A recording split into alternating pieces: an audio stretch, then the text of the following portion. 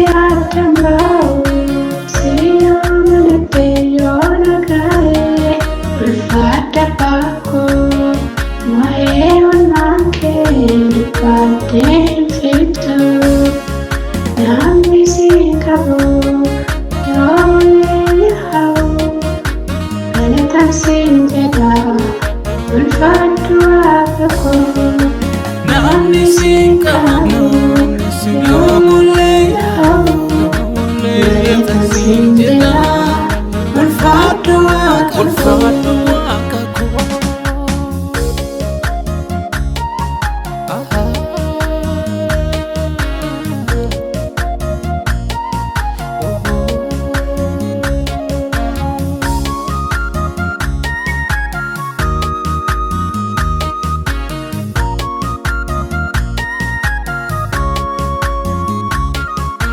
Yosiwamade, dafte navawata, ulfatu Yesusku, galatan sinjada, enfitu yomu, ututin jirande, sidayona madera, wahe machake, manu kata, ani guftaku, galatan sinjada.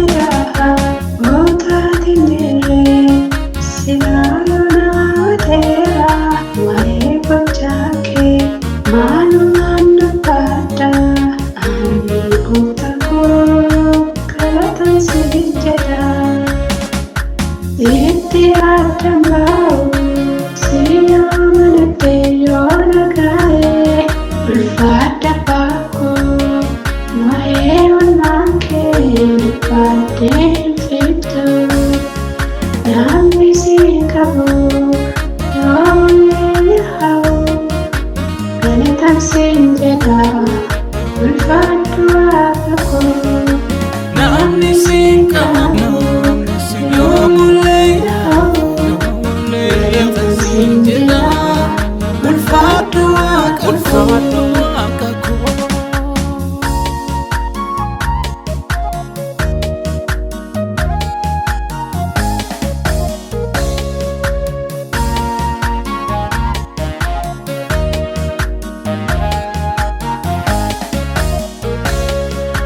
Enyu simadalu, jalale hanamaku, agana jirate, amasijile norangasi napaku.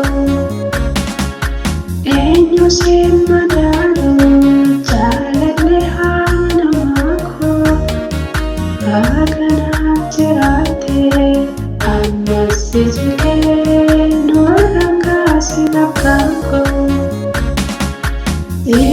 Adambau, siyamanate yonagae, ulfata paku, maeonake, lupate fitu, nami sikabu, yoneyahau, anatan sinjada, ulfatu apaku.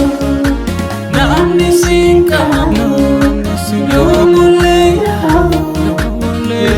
sinjada.